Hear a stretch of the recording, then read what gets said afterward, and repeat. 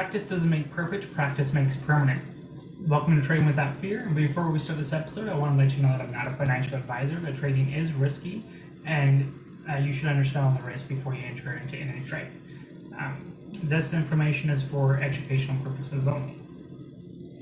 So number one is thinking or believe that you know what's going to happen next in the market. As a new trader starts to learn more about trading, they end up developing this very bad habit of thinking that they can predict the market and the market behavior.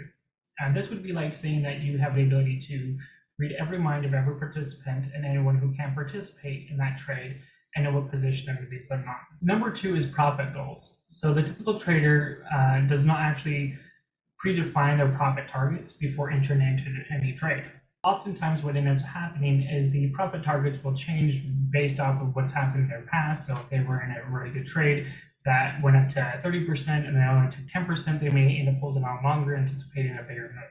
So number three, the gambler's fallacy. This will get any new trader and a lot of typical traders almost every single time. So if you think about the gambler's fallacy like this, if you have a coin and you flip that coin 4 times in a row, and during that 4 flips, it actually lands up on heads 4 times, what is the outcome of the next flip going to be? So because our brains are wired to associate, the typical trader or the new trader will actually associate the previous past flips with the certain outcome of the next flips, saying that it's going to land on heads.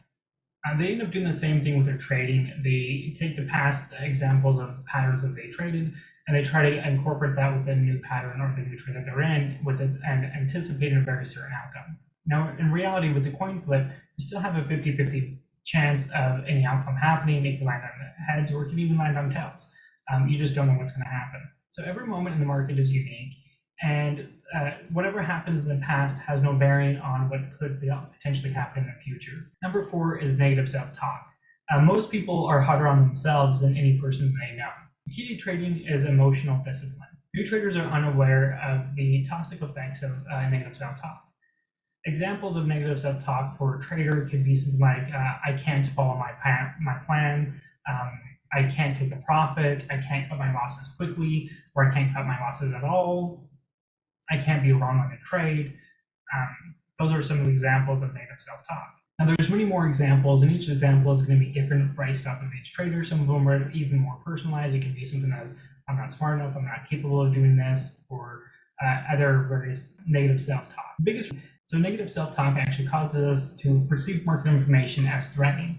And because our brains are actually wired to avoid pain, when our edge presents itself in the market, we tend to ignore the opportunity and place a trade based off of our fear. This random trade will almost always lead to a loss, or even a bigger loss than what you were actually anticipating. So some people teach to be fearful of the market. What they may say is something along the lines of, be fearful of the market, or the market will humble you.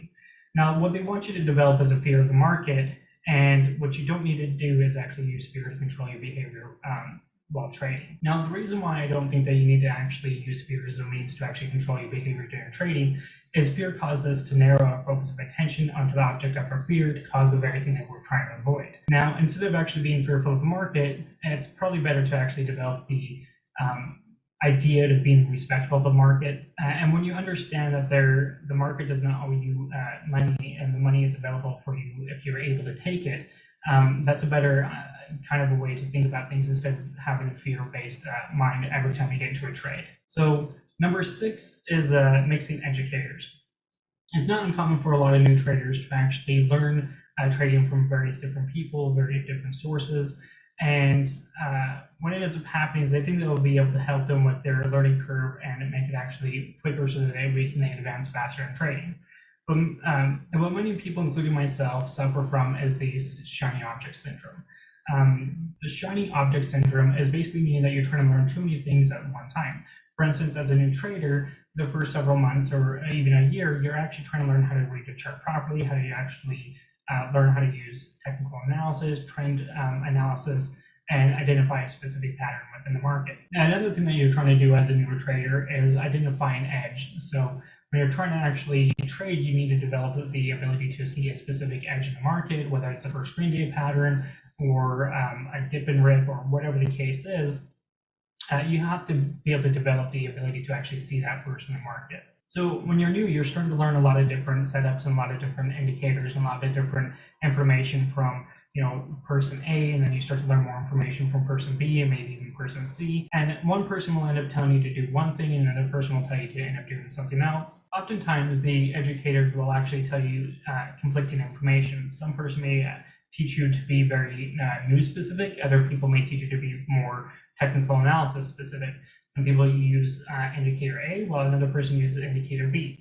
And when you're kind of mixing that information, it makes things very conflicting and very confusing. And because it's actually making things conflicting and more confusing, what ends up happening is you seek out more information, which kind of starts to cycle all over again, where there's too much information and you're trying to add stuff too much together to try to find an edge.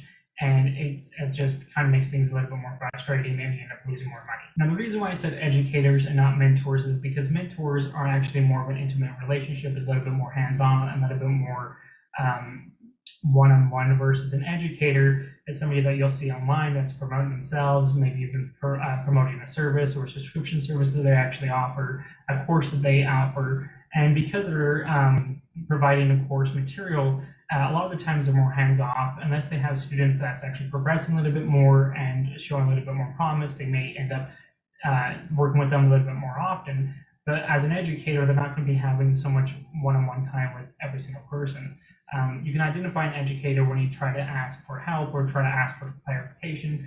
They may refer you on to a specific video that they have or a specific lesson they've previously done and tell you to watch or read that material. Now, I'm not saying that educators are a bad thing. I end up learning from two different educators during my trading process. Now, when picking an educator that you're going to be learning from, some of the things that you want to be doing is finding somebody who actually you resonate with, a trading style that you actually resonate with, not something that you want to learn as far as I want to trade like this person, but somebody that you can clearly identify with and clearly learn from. If you can't understand what they're doing, then learning from them is kind of pointless at that point. Now, if you're learning from multiple educators and the educator is actually jumping from, pattern A to pattern B to pattern B, C to pattern D to back to pattern A, and you're kind of just jumping all over the place, what ends up happening is you're starting to learn a lot about nothing. So in order for you to master trading, what you need to do is actually find an educator that you resonate with, somebody that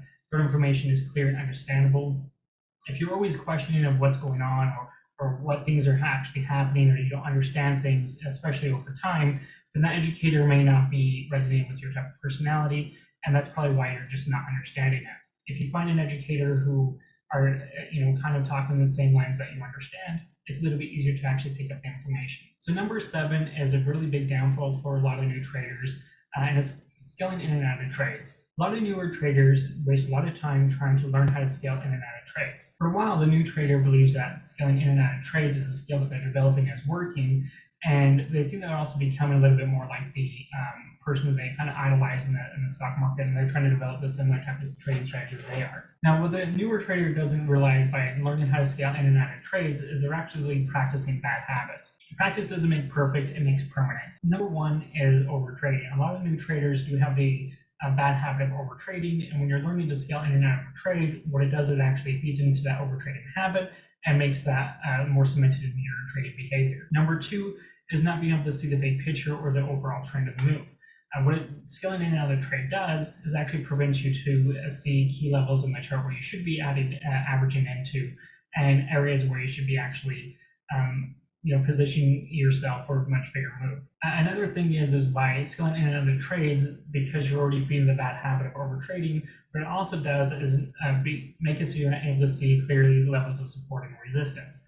It actually makes you to focus on when the next fix is going to be, and that's going to lead to number 4, which is looking for the next ad. And number 5, as you're actually scaling in and out of trades, as you're doing that, more often than not, what you're going to be doing is associating the past trading behavior with the future events, and thinking that because you're able to scale in and out of trades successfully, maybe 3, 4, 5 times in a row, that when you're doing that in the future, it's also going to be a skill that's going to be working for you as well over time. Number 6, and that's sizing up. As newer traders start to acquire new skills that they're not capable of coping with mentally, they start to add on more size. And if you're trading and you're sizing in and scaling in and out of positions, my assumption is that you're using small size. So as a newer trader, when you're scaling in and out of trades, you haven't mentally developed the ability to actually handle the size that you're trading with. And because you're averaging into the position, you could actually B, taking a much larger position in which you're mentally prepared to actually take. One of the reasons why scaling in and out of trades is also really problematic is you haven't really developed the mental skills and abilities to actually handle a larger position, especially when it comes down to a large losing position. And number 7 is actually not understanding why some professional traders do scale in and out of trades. And not all traders actually will scale in and out of trades. Some professional traders will buy ones and scale out of the trade, but they don't scale in and out. So let's look at some of the key reasons why a professional trader will actually scale in and out of a trade. So number 1 is they're actually trying to acquire a larger position during key levels of the chart, so that way when the move actually happens, they'll be able to take a much bigger winning off of even a small percent move. Number 2 is the professional trader is scaling in and out of the trades because they don't want to actually move the market. They don't want to move it in any direction. Number 3, the professional trader knows when to stop buying. The typical trader doesn't really understand when the move has already happened and when the front side and the move has actually been completed, and then the back side has already started. When the professional trader can clearly identify the front side versus the back side, and they can even switch positions. When a newer trader is trying to learn how to scale in and out of trades, they're no longer actually trading to acquire skills to make themselves a better trader. What they're doing is they're trading to actually fill a need. Now, what I consider a newer trader is pretty much anyone who has 5 years or less of experience. Typically, trying to learn how to scale in and out of a trade is something that a newer trader will try to attempt. The reason why they do that is they end up seeing professional traders and people that idolize scaling in and out of trades, and they think in order for them to be successful like that person, they have to learn how to acquire that skill. So one thing that I would like you to ask yourself, and write the answer down if you can, is why you actually feel the need to actually learn how to scale in and out of trades, especially for newer traders. Again, that if some of the things that you come up with is I want to actually maximize and take the most amount of money out of the move as I can, then what you're going to be doing is you're actually trading your account versus acquiring your skills. By trading your account, you're focusing on money. So if you're also learning how to scale in and out of trades because you want to protect your losses, because you can take small, quick, 3 to 5% gains really quickly, and you're protecting your account that way. Again, what you're doing is you're trading your account versus acquiring new skills to actually maximize the position in other ways. Another thing is that if you're writing down that you want to learn how to scale in and out of trades because so and so does this, you have to understand that their account size, the mental state of mind is completely different compared to yours, and over time you have to learn how to acquire similar skills as they do before you can actually handle that type of trading style. And then comment below is, have you ever found yourself in any of these trading traps? And if you have, what was the outcome? That's it for this video, and we'll see you next time.